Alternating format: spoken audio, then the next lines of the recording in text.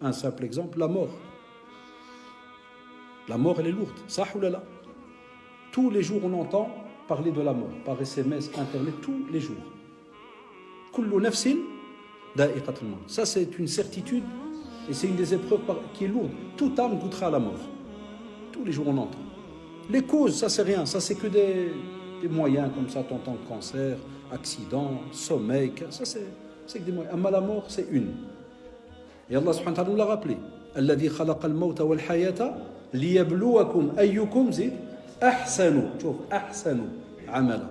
Et de nouveau, Allah subhanahu wa ta'ala, quand il parle justement de la mort, pourquoi il en parle? Parce qu'il sait que l'être humain, subhanallah, c'est un sujet qui est lourd. On a toujours peur de quitter, entre guillemets, cette terre, et on a toujours peur de quitter ceux qu'on aime.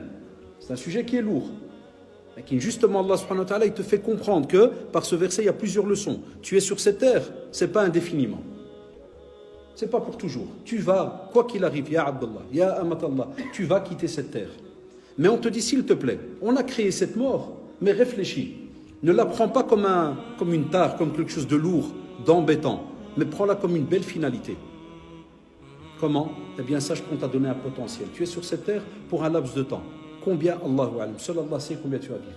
Alors profites-en. Pourquoi? Parce que tu dois préparer ta mort et préparer l'au-delà, ce qu'il y a juste après, donc ta mort. Tu ne prépares pas, tu ne fais rien. Comment tu veux comprendre que justement Allah subhanahu wa ta'ala attend de toi d'être celui qui se conduit encore mieux? Ahsanu amala, ceux qui font encore des actes, des actions encore meilleurs que d'autres. Et normalement, on est censé, avec nos enfants, dans nos familles, autour de nous, nos amis, chaque fois on rajoute des petites actions. Et c'est là que c'est bien de montrer que, mashallah, tu es quelqu'un qui avance. Chez nous, on n'a plus cette fierté aujourd'hui de dire, on a tout mélangé en vérité. On n'a plus la fierté aujourd'hui de dire, mashallah, Allah ibarak, tu as étudié 2 hadiths, c'est bien. Petit cadeau, kada, toi combien t'en as fait? Et puis l'autre qui dit à son copain, moi alhamdoulilah j'en ai fait. Tout ça on n'entend plus aujourd'hui. Oui, on entend dans la PS 2018, je suis arrivé au level 24 et j'ai déjà acheté 22 joueurs et la semaine prochaine j'achète Tottenham et compagnie. Ouais, ça les levels, tout ça, à l'aise. Dès qu'ils ont fait les Pokémon dans les jardins, ils ont fait le parc royal à Bruxelles. Tout le monde quitte l'herbe. Et tu trouves des petits musulmans, tu trouves tout le monde. Je ne dis pas que c'est interdit de jouer. Hasha lillah, jamais je l'ai dit. Et je ne le dirai jamais.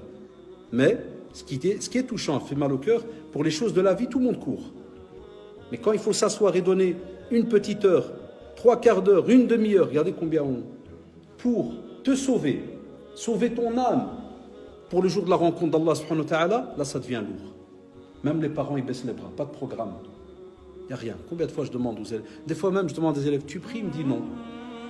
Et je dis pourquoi? Il me dit, je sais pas. Des fois, je teste. Je dis, tes parents, est-ce qu'ils prient? Il me dit non. Alors, on a beaucoup de familles comme ça. Après, vous allez comprendre l'épreuve quand alors elle commence à toucher nos familles au fur et à mesure. C'est pour ça que dans la question que vous avez vue sur Facebook, dans le titre avec Philippe, on a mis l'épreuve, punition ou bienfait. La preuve, il y a déjà même une personne qui avait répondu sur Facebook en mettant je vois ce que c'est ou bien je sais ce que c'est, et alors ils mettent des petits émoticônes avec des pleurs, comme pour dire c'est directement peut-être, là voilà, moi j'essaye d'interpréter que c'est directement pour l'aspect qui fait pleurer, qui est peut-être négatif. Là, ça dépend comment tu es sur terre. Si tu as une belle relation avec Allah subhanahu wa ta'ala, wallahi tu serais heureux quand un petit là te touche, je dirais alhamdulillah, c'est qu'il y a un bien.